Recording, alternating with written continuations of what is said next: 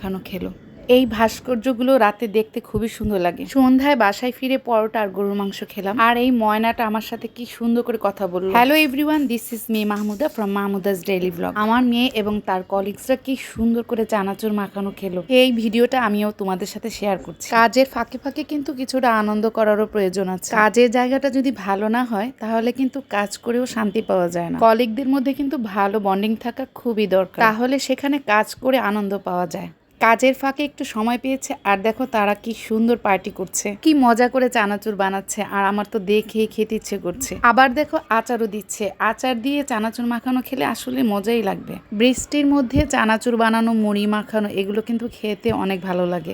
আর এগুলো মাখানোর কাজে খালা খুবই সাহায্য করেছিল ওদেরকে। বাহ, কি লোভনীয় লাগছে আজকে তোমাদের চানাচুর মাখানোটা। রুচি চানাচুরের এই ঝাল ঝাল চানাচুরটা কিন্তু মাখিয়ে খেলে ভীষণ মজা লাগে। এইদিকে তারা আবার বাচ্চাদের মতো চিপসও নিয়ে আসছিল, মজা করে চিপসও খাবে। সবাই মিলে কত আনন্দ করছে, আসলে সবার আনন্দ দেখলে ভালোই লাগে।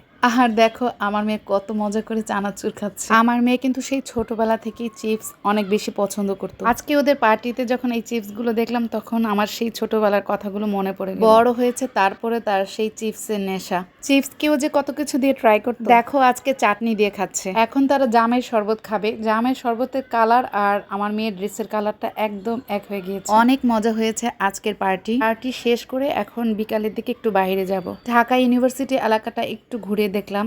এটা ছিল শহীদ মিনার। আজকে তো একদম ফাঁকা শহীদ মিনারটা। এমন ফাঁকা রাস্তায় কিন্তু রিক্সা দিয়ে ঘুরতে ভালো লাগে।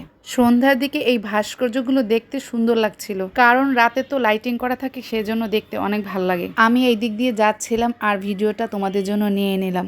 দূর থেকে দেখে মনে হচ্ছিল এক একটা সাদা পরি বসেছিল। আমার রিক্সাটা অটো ছিল তো সেজন্য সুন্দর করে ভিডিওটা নিতে পারিনি। স্লো করে নিলে কিন্তু আরো অনেক সুন্দর লাগতো দেখতে। ঘোরাফেরা শেষ করে এখন বাসায় চলে যাব। সন্ধ্যা নাস্তাটা বাসায় করব। ঈদের মধ্যে তো মাংস রান্না করা থাকবেই, সেই সাথে সুমাইয়া গরম গরম পরোটা ভেজে নিল। গরম গরম পরোটা গরুর মাংস দিয়ে খেতে ভালোই লাগলো।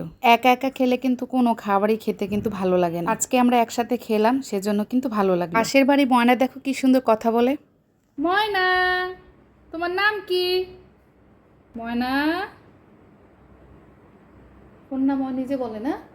হ্যাঁ, তোমা। ওয়াও, কিন্তু ওদের ঠোঁট খুলে না কেন? কথা বলে কিন্তু গলার ভিতর থেকে না?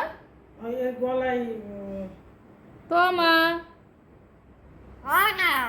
রুদ্রি, রুদ্রি,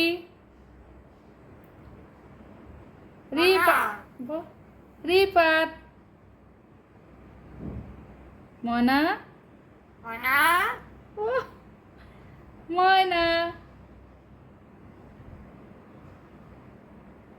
ময়না, শুনলে তুমি ভালো আছো?